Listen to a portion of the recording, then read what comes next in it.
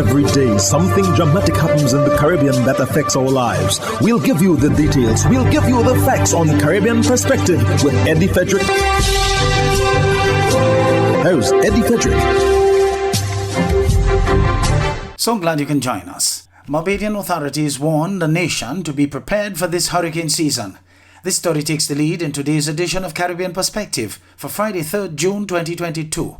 Details when we return. Hubbard's Multi-Department Mount Gay and Hubbard's Tire Bay, located at the Building Supplies Compound in Grand Anse, are reminding the motoring public that another round for licensing and inspection has begun. Just arrived on new shipments of quality furrowed and torque tires to fit all makes and models of vehicles at competitive pricing. Shop early to avoid the hassle of long lines. WhatsApp them on 473-405-5482. Hubbard's, quality service, affordable prices.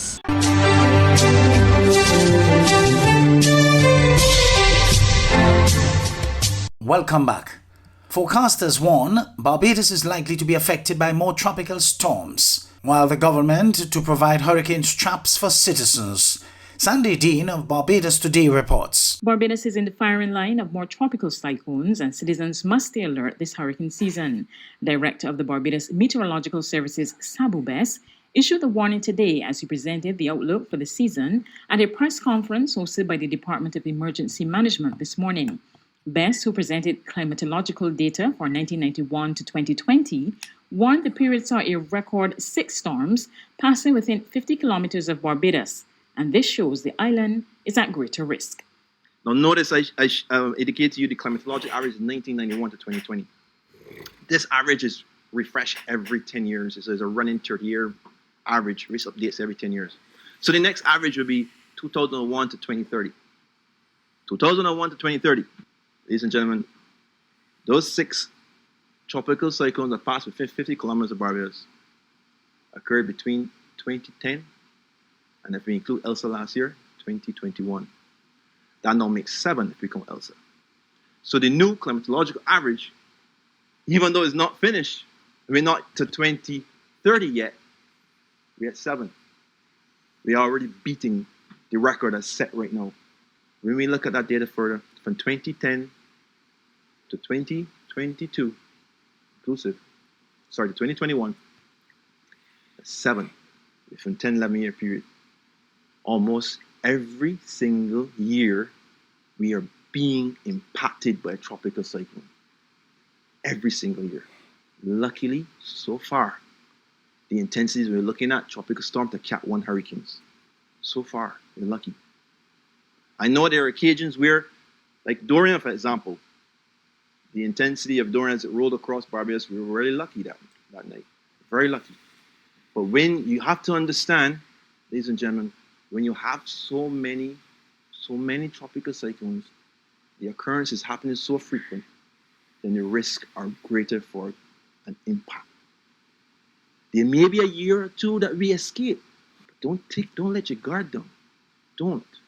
Home Affairs Minister Wilfred Abrams urged Barbadians to be prepared.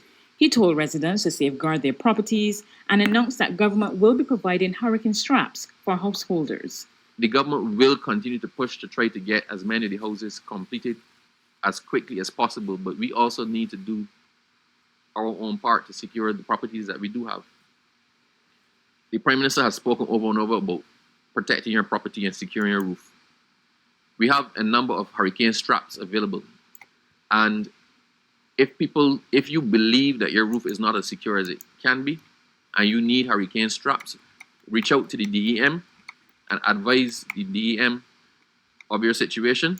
We will also be providing through the Government Information Service and Public Affairs and through CBC, we'll be providing information on how you can obtain hurricane straps. If you cannot get them put on yourself, we're going to try to put a facility in place to assist you with that, but it should be a simple matter of trying to get somebody to, well, let me not go into the mechanics of it, but the straps are available and will be made available. It is up to you to avail yourself of it and try to secure your roof. It is a lot less bothersome to spend a Saturday putting on hurricane straps on your roof than it is to be under a tarpaulin or having rain coming down on you for weeks and months after an event. Prime Minister Mia Mottley says government has little choice but to implement pension reform in Barbados. Prime Minister Mia Mottley addressed the issue as she spoke at government's Parish Speak series in St. John last evening. Mottley told constituents who raised the matter pension reform has been dealt with before. If we don't make the adjustments, Owen started, as you recall, the retirement age before Owen dealt with it was 65. You remember that? And it moved to 67 and a half. If we don't deal with it, all like you, Keel, will be in trouble by the time you come to retire. And therefore, it is up to us to deal with it. Mr. Barra was the first person to deal with the fact that people used to get 2 pensions, and Mr. Barra stopped it. Remember that? Mr. Barra stopped it in the 1970s. Tom also made some adjustments, and then Owen made some adjustments. Regrettably, I have to make some too. And we're doing it not because we don't like people, but we're trying to make sure that at the end of the day, if we say to you that if you do X, you can draw Y, you must be able to do it. And that's what brings stability to a Social Security scheme. So remember, these numbers are done not by us, by actuaries who run the numbers and make sure. The Prime Minister added that government's expenditure on pension has been steadily rising as Barbadians live longer and the current system is no longer sustainable. I can tell you without fear of contradiction that public government pensions has been one of the largest growing items of expenditure in Barbados in the last 25 years. Okay? But guess what? People are living longer and people are working longer and harder. So that whereas before, you might have expected somebody not to live past 70 for the most part. People are living easily into the 80s and working longer and working better. And I think Sir George Ali, the former head of PAHO, said it best recently in the last few years. He's done a number of speeches about why it is important for us to understand that we effectively have an elderly economy that we need to support, and we need to have more young people coming in. And that's why we also have to confront the very difficult issue of immigration and also population, because we do not have enough young people coming to work every day to sustain either our quality of life or to sustain our Social Security scheme. You're listening to Caribbean Perspective with Eddie Frederick.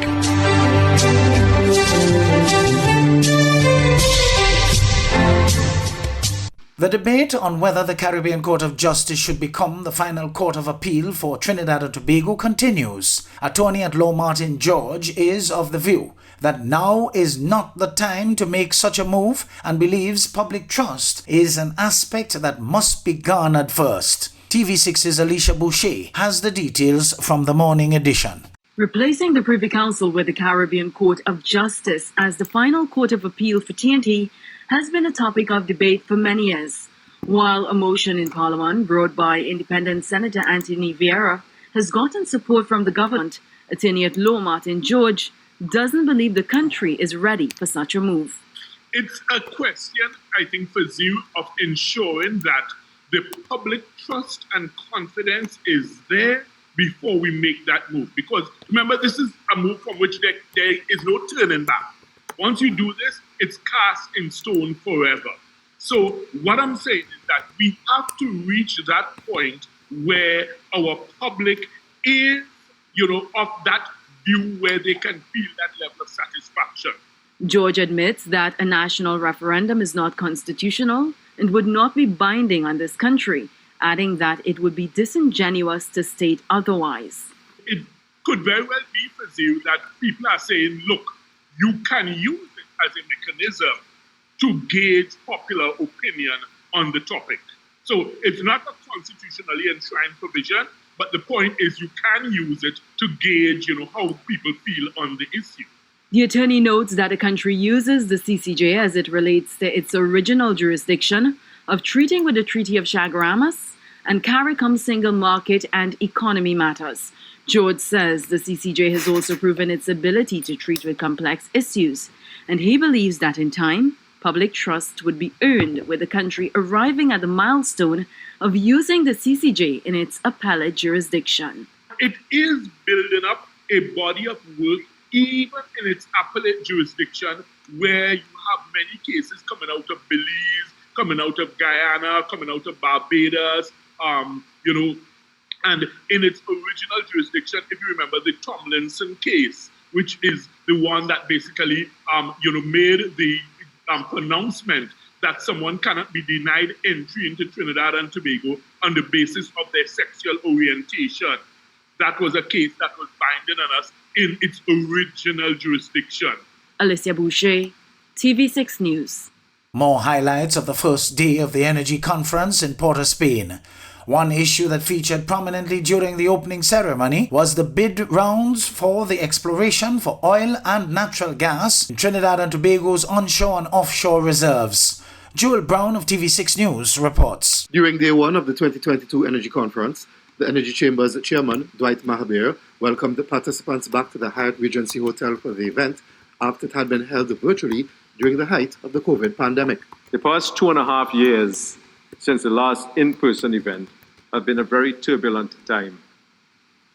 We have experienced a global pandemic which continues to impact how we operate, serious supply chain disruptions, and more recently, massive geopolitical upheavals. We have gone from negative oil prices to historic highs in just 2 years. A reference to Russia's invasion of Ukraine, which has resulted in the US, the UK, and parts of Europe placing sanctions on energy supplies from Russia. Just 6 months ago, the imminent end of the fossil fuel era was a frequent topic of conversation. While there now seems to be a more balanced view, as an oil and gas-based economy, we must not let the current geopolitically driven high-price environment lull us into any false sense of security. With so much uncertainty, it is sometimes difficult to chart a course forward or to take decisions about the direction of travel. But that is exactly what we must do. The Energy Chamber's chairman then spoke about its 6-point plan that it believes will enable the securing of additional gas supplies and ensure that the nation's commodity exports can continue to reach international markets. One of the points that he identified was the need to fast-track bid rounds and the approval process. The only way exploration and development is going to take place is if acreage is in the hands of competent and motivated companies. The Deepwater bid round is closing on Thursday, and I am sure we are all eagerly anticipating the outcome. BHP and their partners have had exploration success in the northern area of the Deepwater acreage, with 3.5 trillion cubic feet of natural gas resources announced. We are confident that this will be turned into successful development in due course. Prime Minister Dr. Keith Rowley spoke about that matter during his keynote address at the Energy Conference, as he said there's still a great disparity in energy consumption between renewables and fossil fuels. The Jamaican economy is estimated to have grown by 6% in the first quarter of this year. TVJ's Anthony Logg has the details. Director General of the PIOJ, Dr. Wayne Henry, says the performance reflects the fourth quarter of growth since the economic decline experienced due to the pandemic. The outturn for January to March 2022 largely reflected the impact of, 1, increased external demand, especially for Jamaica's tourism product. This was facilitated by a relaxation of public health and social measures, particularly travel restrictions. This development was reflected in the positive performances for the transport, hotels and restaurants, and other services industries. And 2, increased domestic demand associated with higher levels of employment and operational hours as more industries gradually return to normalcy.